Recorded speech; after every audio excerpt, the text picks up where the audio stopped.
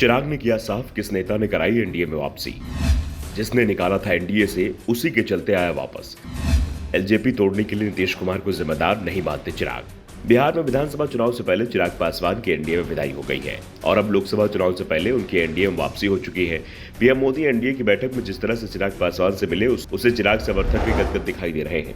चिराग से एनडीए से अलग होने और वापसी को लेकर जब सवाल किया गया तो उन्होंने कहा कि 2014 में एलजेपी एनडीए गठबंधन का हिस्सा बनी थी और 2020 में हम एनडीए से बाहर हो गए। हमें ना तो किसी ने बाहर किया था और ना ही हम पर कोई ऐसा दबाव था। 2020 में एनडीए गठबंधन से अलग होने और अब एनडीए गठबंधन में फिर शामिल होने के पीछे एक ही व्यक्ति जिम्मेदार है, वो है बिहार के मुख्यमंत्री नीतीश कुमार। चिराग ने कहा कि 2020 में जब हम गठबंधन से अलग हुए थे तब भी भारतीय जनता पार्टी से हमें कोई समस्या नहीं थी। इन 2-2.5 सालों में हमने कभी भी भारतीय जनता पार्टी और प्रधानमंत्री नरेंद्र मोदी के खिलाफ कोई बयान नहीं दिया।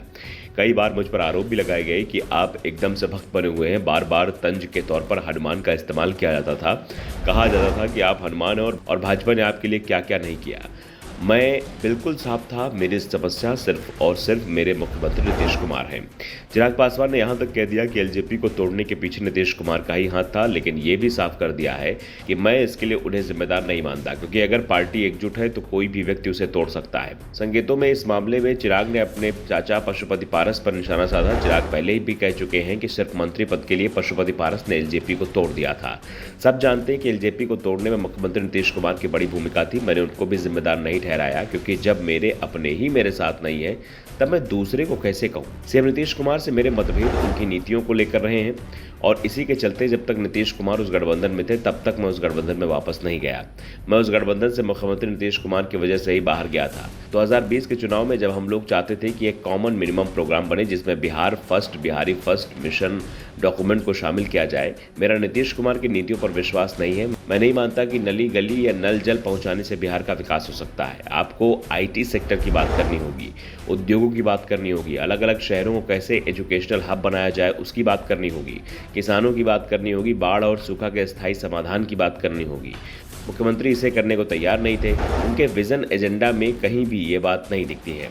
तब कोई आम सहमति उस गठबंधन में नहीं बनी और उसी समय मैं उस गठबंधन से अलग हो गया। दरअसल 2020 के विधानसभा चुनाव में चिराग पासवान एनडीए से अलग हो गए थे।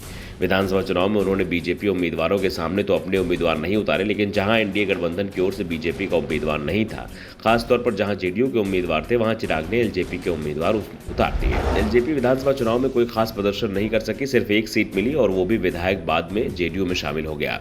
लेकिन चिराग के उम्मीदवारों के चलते जेडीयू बिहार में तीसरे नंबर की पार्टी बन गई। 2 दशक में पहली बार जेडीयू के विधायकों की संख्या 50 से नीचे चली गई और इस बात का जिक्र नीतीश कुमार कई बार कर चुके हैं कि चिराग पासवान के चलते उनकी पार्टी को जबरदस्त नुकसान हुआ था और दावा किया जाता है कि नीतीश कुमार ने इसका बदला एलजेपी में विभाजन कराकर लिया।